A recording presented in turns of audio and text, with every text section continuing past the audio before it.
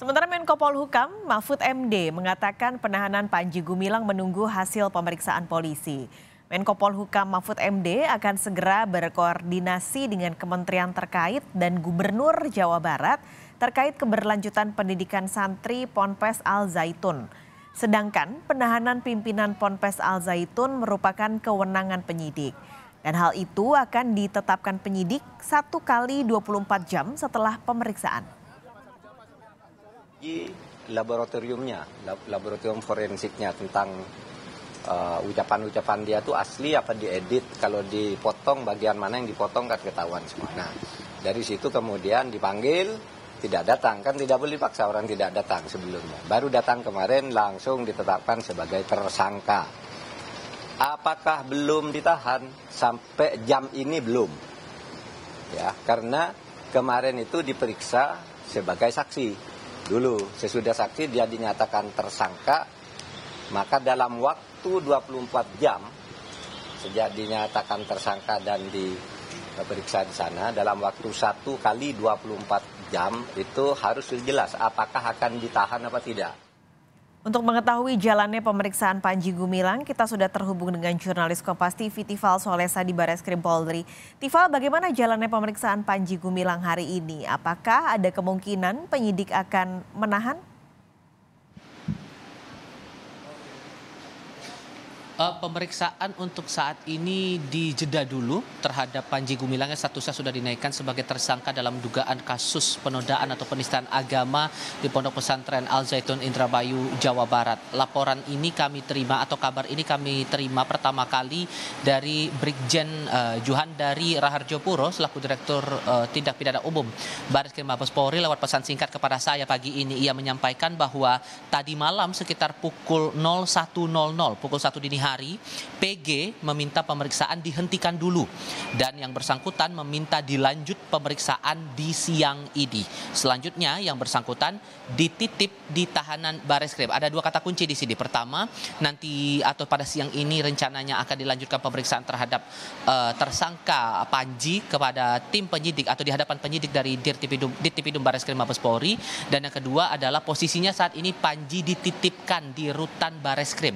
Saya sempat mengonfirmasi kembali kepada Dirtipidum soal dititipkan ditahan ini atau dititipkan di rutan ini. Apakah secara resmi Panji ini resmi dilakukan penahanan atau tidak. Tapi ditegaskan oleh Juhandani tadi kepada saya bahwa surat perintah penahanan belum dikeluarkan oleh penyidik. Sejauh ini baru ada surat perintah penangkapan dan masih ada waktu hingga pukul 9 malam ini bagi penyidik dari Dirtipidum Barreskrim untuk menetapkan apakah Panji Gumilang ini layak untuk menjalani penahanan atau tidak. Sebetulnya kalau kita cermati dari hukum acara pidananya sendiri, Paskalis, ada aturan-aturan tersendiri atau ada penilaian-penilaian objektif dan subjektif yang membuat penyidik merasa layak untuk menahan tersangka ataupun juga pihak-pihak dalam kasus tertentu, terutama dalam hal ini Panji Gumilang. Alasan pertama adalah alasan objektif. Alasan objektif ini tertuang dalam pasal 21 ayat 4 Kitab Undang-Undang Hukum Acara Pidana, yang satu poin pentingnya di sini, seseorang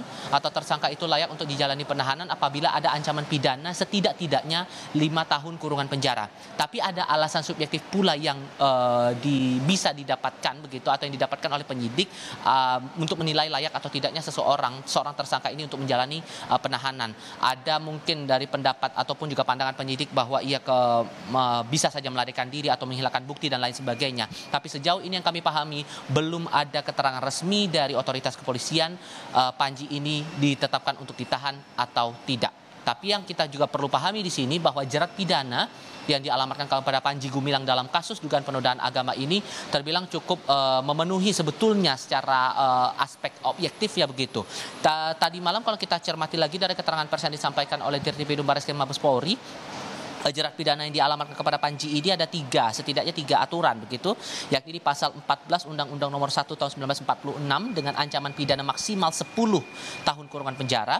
Kemudian yang kedua di pasal 45A ayat 2 Undang-Undang Informasi dan Transaksi Elektronik dengan ancaman pidana maksimal 6 tahun kurungan penjara dan atau denda maksimal 1 miliar rupiah, serta pasal 156A Kitab Undang-Undang Hukum Pidana dengan ancaman pidana maksimal 5 tahun kurungan penjara. Ini yang menjadi gambaran ataupun juga yang menjadi dasar penetapan tersangka terhadap Panji Gumilang ini.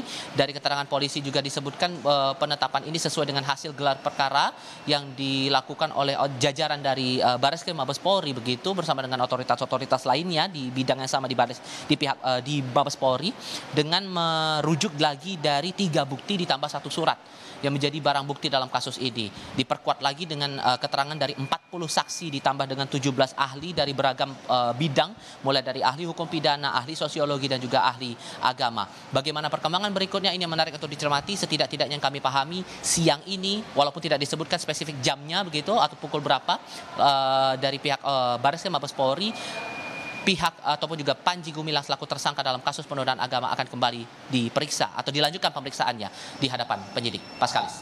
Tifal, ada yang lain dari kasus ini adalah soal tindak pidana pencucian uang. Nah, bagaimana penyelidikan soal hal tersebut di Direktorat Ekonomi Khusus? Sejauh ini kami masih butuh konfirmasi lebih lanjut dari otoritas Direktorat Tindak Pidana Ekonomi Khusus Barreskrim Mabes Polri soal sejauh mana pendalaman atau pemeriksaan terhadap pihak-pihak saksi mungkin ataupun juga terhadap Panji Gumilang sendiri bisa jadi ya untuk kasus atau dugaan kasus pencucian uang. Yang terakhir kali kami pahami sebetulnya kemarin itu diharuskan pemeriksaan terhadap 6 saksi, 2 diantaranya adalah anak kandung dari Panji Gumilang untuk kemudian diperiksa sebagai saksi statusnya dalam kasus ini. Namun kemarin yang kami cermati, yang kami pahami, Kompas TV tidak melihat ada tanda-tanda ataupun juga pihak-pihak yang kemudian menjadi saksi untuk kemudian diperiksa dalam kasus pencucian uang dengan yang berhubungan langsung dengan kasus di Pondok Pesantren Al Zaitun, Indramayu, Jawa Barat. Dan yang terakhir kali juga kami pahami, apabila kemudian pihak-pihak yang diminta untuk hadir untuk kedua kalinya ini tidak kembali memenuhi panggilan dari penyidik di Tipideksus, maka menurut Karopenmas Divisi Humas Mabes Polri, Brigjen Ahmad Ramadan, kala itu terakhir kali mengonfirmasi soal pemeriksaan TPPU Panji Gumilang ini, maka status bisa jadi akan segera dinaikkan ke tahap penyidikan. Ini juga masih butuh konfirmasi lagi sejauh mana pendalaman ini dilakukan, bagaimana kemudian proses dari penelusuran atas setelah kemudian dibekukannya sejumlah rekening milik Panji Gumilang ini oleh PPATK dan kemana arahnya dari tindak pidana pencucian uang ini sendiri. Masih butuh konfirmasi lebih lanjut dari otoritas Barreskrim Mabes Polri soal ini, Paskalis. Ival Solesa, terima kasih melaporkan langsung dari Mabes Polri, Jakarta.